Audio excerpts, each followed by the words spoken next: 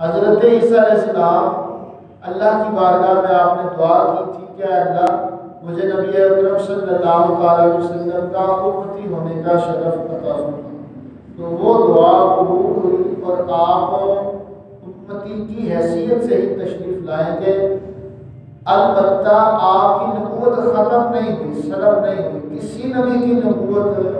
واپس نہیں لی گئی، وہ وصف ان کے پاس موجود ہے۔ قیامت والے دن بھی سارے نبی ہی اٹھائے جائیں گے، یعنی ایسا نہیں ہے کہ وفات سے ان کی نبوت ہی ختم ہو گئی۔ البتہ رسالت کا جو دور ہے نبی کریم صلی اللہ علیہ وسلم کا تا صبح قیامت جاری رہے گا۔ حضرت عیسیٰ علیہ السلام امتی کی ہی حیثیت سے آئیں گے لیکن خود بھی نبی ہوں گے، اور فرق یہ ہے کہ وہ آ کر اپنی نبوت کی، اپنی رسالت کی تبلیغ نہیں کریں گے، یہ نہیں کہیں گے کہ میرا کلمہ پڑھو، بلکہ وہ خود بھی اور لوگوں کو بھی نبی اکرم صلی اللہ علیہ وسلم کا کلمہ پڑھنے کی تلقین فرمائیں گے۔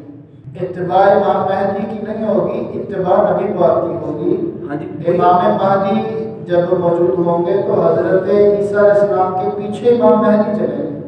حضرت امام مہدی حضرت عیسیٰ علیہ السلام کے ساتھ چلیں گے، اور جب امام مہدی سے دجال قتل نہیں ہو رہا ہوگا، اس کی وجہ کہ دجال نے مسلمانوں کو بالکل فرار کر دیا ہوگا، مسلمان کمزور ہو چکے ہوں گے، آپ کی مدد کے لیے حضرت عیسیٰ نازل ہوں گے، اور آپ آتے ہی نماز کے بعد سب سے پہلا کام یہ کریں گے، آپ دجال کا قتل فرمائیں گے اور پھر مسلمانوں کا ساتھ دیں گے۔ تو آپ بھی نبی اکرم صلی اللہ علیہ وسلم کا ہی کلمہ پڑھیں گے۔ باقی جو یہ تصور دیا جاتا ہے نا، یا جیسے لفظوں میں سمجھ آ رہا تھا کہ جس طرح کوئی فرض کریں اسلام میں داخل ہونا چاہتا ہے، اس نے نماز پڑھنی، آپ نے پہلے کلمہ پڑھ پھر نماز پڑھی، اگر اس طرح کے کلمہ پڑھانے کی کوئی پابندی کی سوچ رکھی جائے تو یہ غلط ہے۔ حضرت عیسیٰ علیہ السلام ہوں یا کوئی بھی نبی، وہ بھی نبی اکرم صلی اللہ علیہ وسلم پر ایمان لانے کے پابند ہے۔ قرآن کریم کی وہ جو آیت ہے جب اللہ تعالیٰ نے